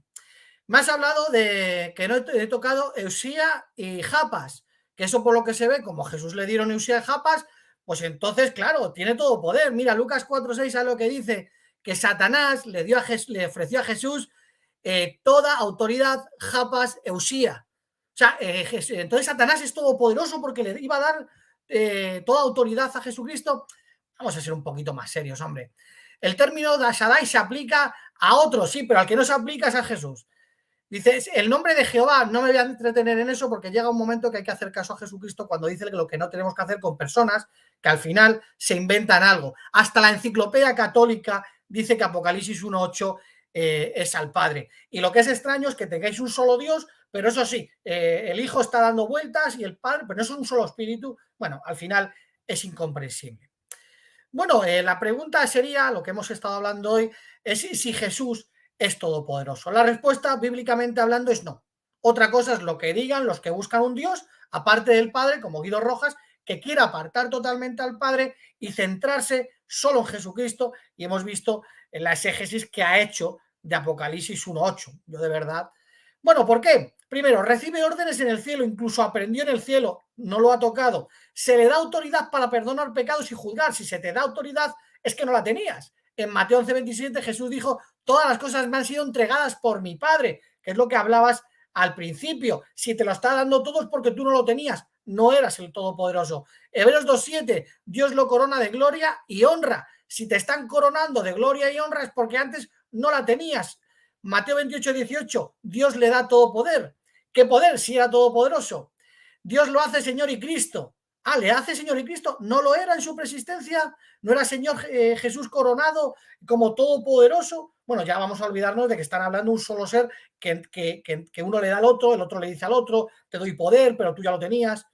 Apocalipsis 2:26 y 27 recibe autoridad en el cielo. ¿Cómo puede recibir autoridad en el cielo un ser que ya es todopoderoso? Yo no puedo hacer ni una sola cosa por mi propia cuenta, dice Jesucristo, pero si eres todopoderoso. 1 Corintios 11:3 dice, pero quiero que sepan que la cabeza del Cristo, ¿quién es? Es Dios, porque tiene la máxima autoridad. 1 Corintios 15:28, ¿qué nos dice? Que el Hijo se sujetará a aquel que le sujetó todas las cosas, por lo tanto se subordina a su Dios y Padre. Filipenses 2:9, Dios lo ensalza a un puesto superior, pero si ya eres todopoderoso. Hechos 10:40, Dios lo resucita y le permite hacerse visible. ¿Pero cómo que le permite? Si Jesucristo ya era todopoderoso, necesita un todopoderoso permiso. Estas son las cosas que nunca van a tocar. Juan 14:16, rogaré al Padre que manda el Espíritu Santo, pero si tú ya eres todopoderoso, ¿para qué tienes que rogar? Y bueno, olvidémonos ya que un solo ser, con tres personas dentro, uno le está rogando al otro. Hebreos 1:6 dice que Dios ordena a todos los ángeles que le rindan proscuneo y dice que lo introduce a la futura tierra habitada. Dos acciones que Jesús no necesitaría de ser todopoderoso. Hebreos 1:4 llegó a ser mejor que los ángeles al heredar un nombre más excelso. Eso tampoco lo ha tocado Guido. Hebreos 2:5, Dios le sujetó la futura tierra habitada, pero ¿para qué si él ya es todopoderoso? Hebreos 1:2, Dios lo nombra heredero de todo. Apocalipsis 1:1, recibe una revelación de Dios. 1 Corintios 8:6, no se le aplica la preposición ek a Jesucristo. Por lo tanto, de él no proceden todas las cosas, aunque intenten falsificar 1 Juan 1:3. Mateo 26:54, se sienta a la diestra de Dios. Y bueno, muchos otros más textos, prevalece la voluntad del Padre sobre la suya, termina la obra encomendada por Dios. No, bueno, ha dicho Guido que no hay ningún tipo de obra. Indispensablemente de lo que enseña la Biblia. No sabe ni el día ni la hora, la adoración solo es al Padre. ¿Cómo se le da proscuneo? Hombre, Jesucristo dice, los verdaderos, no, evidentemente no los falsos, no los gnósticos, no los valentinianos, no los trinitarios, los verdaderos adoradores adoran al Padre. Todas las cosas son sometidas bajo su poder y hay montones y montones de textos. Simplemente quiero terminar cuando dice en Apocalipsis que Jesucristo se acerca al que está sentado en el trono, le coge el rollo y ahora es el único que tiene derecho a leerlo. ¿Quién lo escribe? ¿Quién sabía lo que había escrito? El Padre. ¿Quién no sabía lo que estaba escrito? ¿Y quién es el único que puede acercarse al trono de Dios? evidentemente Jesucristo. Eso implica que Jesucristo no es el Todopoderoso y solo es el Padre. Bien, listo. Lo mismo, casi 5 minutos y unos segundos. Bueno, vamos entonces a mi conclusión y gracias a las personas que ya subieron la audiencia, 74 personas, no olviden siempre de un me gusta, compártalo y todos sus comentarios con respecto y también Samuel y todos los otros canales de Testigos de Jehová como expositores Testigos de Jehová de Alex León lo pueden también compartir cuando ellos lo dispongan. Bueno, vamos entonces a mis últimos 5 minutos y empiezo desde ya. Bueno, eh, mm, no pudo mostrar nuestro amigo Samuel que en Apocalipsis 1.8, de donde saca la traducción del Nuevo Mundo, que el término Kyrios lo cambian ellos por Jehová. De qué manuscrito, de qué papiro, de qué códice. Esa es de pronto una de las grandes críticas que se le hace al comité de traductores de la sede central, me imagino que es allá, que como son anónimos, pues nadie puede responder de dónde sacan esas interpolaciones. De todas maneras, dice la palabra de Dios que nadie le puede quitar ni agregar nada. El término como tal, como aparece en todos los manuscritos, es Kyrios, y de hecho tampoco tocó nuestro amigo Samuel. Si el que viene es el Padre, entonces ¿por qué el mismo Juan, que es el que está recibiendo, el testigo que está recibiendo esa misma revelación en la isla de Patmos, termina su epílogo diciendo: el que da fe de estas palabras dice, sí, vengo pronto, pero ¿quién? Amén, o sea, certeramente, ven, ¿quién es ese Señor que ellos cambiaron por Jehová? Ven, Señor Jehová, no, ven, Señor Jesús. O sea, creo que ese texto es bien importante. Le mostré a Samuel los términos en los cuales Jesucristo también tiene también unos privilegios especiales como el monógenes, único en su género. Si Samuel tiene un hijo, su hijo tiene toda la potestad, la autoridad de él, si quiere darle una empresa o una fábrica, tiene sus mismos genes, tiene su apellido, al menos que lo desherede. Eso no va a pasar con Jesucristo absolutamente nunca. Ahora, creían los primeros, ya que nuestro amigo Samuel le gusta mucho la historia, creían que los primeros cristianos que Apocalipsis 1.8 y ese alfa y omega aplicaba al Padre o a Jesucristo. Vamos a ver algunos ejemplos. Aquí tenemos la homilía 105 al pal 80 de uno de los primeros obispos, como fue Melitón, obispo de Sardis, en el siglo II, donde dice: este es el alfa y el omega, o sea, el principio y el fin, la primera y la última palabra del griego. ¿Este es quién? Este es Cristo, Rey, es Jesús el general. Y acordémonos que, como veíamos acá, el término pantocrator, gobernante, sobre todo aquel que tiene todo poder, o sea, en el sentido pleno de la palabra, hay una relación directa con esta homilía de Melitón de Sardes. En las catacumbas, vamos a ir un poco más, en las catacumbas, que son los monumentos cristianos más antiguos del arte paleográfico, se conserva este mural de Jesucristo, aquí mismo con las mismas, la palabra A y la W, que son alfa y omega, catacumba de San Calisto, fechada entre los mediados del siglo segundo al siglo tercero. Entonces aquí está para Jesús. Estos son cristianos de esa misma época que el mismo Samuel está diciendo, al menos que estos ya sean apóstatas y sean contrarios a los que Samuel tiene. Pero aquí por lo menos tengo una evidencia pictográfica de el particular, aparte del escrito de Melitón de Sardes, que a veces lo citan mucho los testigos de Jehová. Y también tengo lo que fue el martirio del obispo Quirinio en Sicia, el 4 de junio del año 308, también antecito de las persecuciones que finalizaron con Constantino, Diocleciano, la más severa de todas, donde decía: no es nada nuevo para ti, oh todopoderoso Jesús, detener los cursos de los ríos, ni hacer que alguien camine sobre las aguas, como hiciste con tu siervo Pedro. Concédeme ahora que dé mi vida por tu causa, oh mi Dios.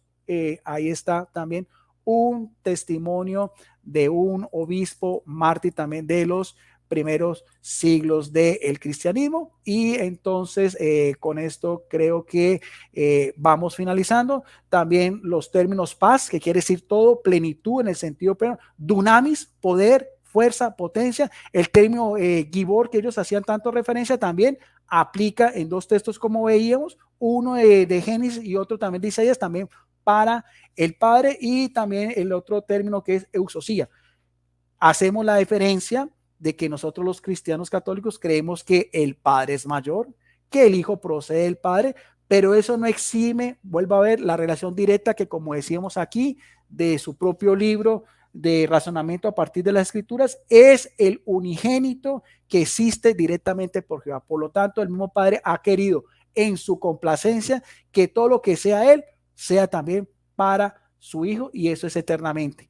Jesucristo es el que muere, Jesucristo es el que obedece, Jesucristo es el Hijo perfecto, y Jesucristo también merece también nuestra adoración. Así lo vemos también la Iglesia Católica, porque el mismo Padre dijo que sobre Él doble toda rodilla en el cielo, en la tierra y debajo de la tierra. Eso implica también Satanás, San Miguel Arcángel y todos los demás seres hasta la consumación de los siglos, que es la eternidad. Bueno, ahí también se me fueron 5 minutos y ya entonces finalizamos este interesante debate, un tema muy bueno, muy candente, con nuestro amigo Samuel desde Madrid, España, que también vamos a dar oportunidad también para que Samuel haga sus saludos finales, también que nos diga también su canal, sus redes sociales. Creo que tiene algunos libros también, Samuel, si quieres tomarte 1 o 2 minutos también para que des toda esta información que ya no tiene nada que ver con el debate. Adelante, Samuel.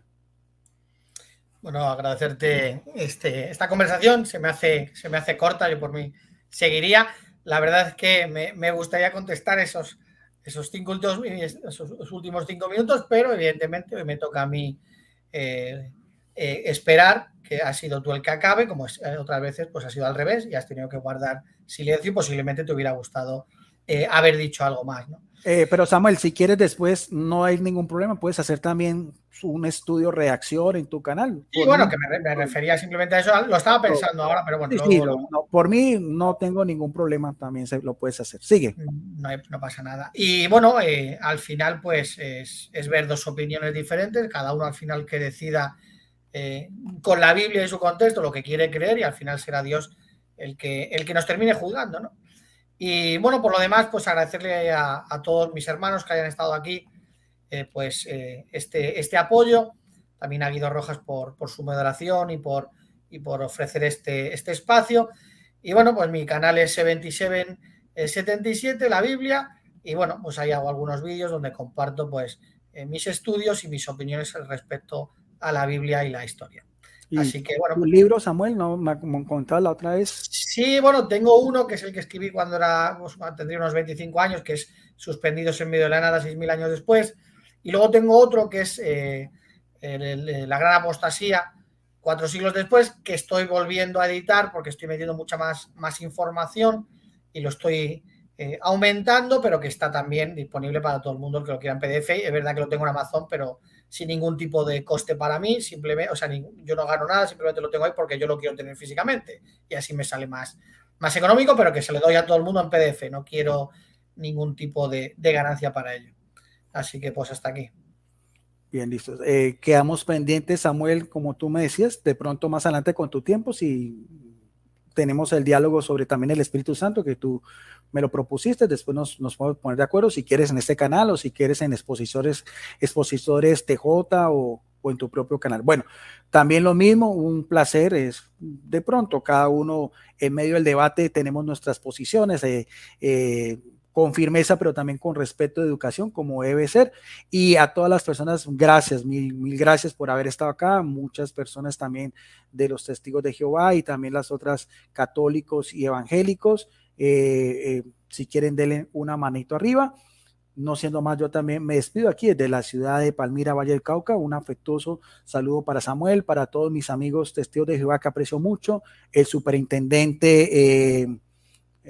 ¿cómo es que se llama? El superintendente Renan González, excelente persona, lo aprecio muchísimo. Javi también, un apologista testigo de Jehová, Javi Rizo, Fran Enríquez, José Galileo, que es también compatriota mío, y William Alzate, son los apologistas testigos de Jehová con los cuales he tenido oportunidad de dialogar, y a todos ellos y a tu comunidad también les mando un afectuoso saludo a toda la organización de Jehová. Bendiciones para todos y nos vemos en otra oportunidad. Gracias.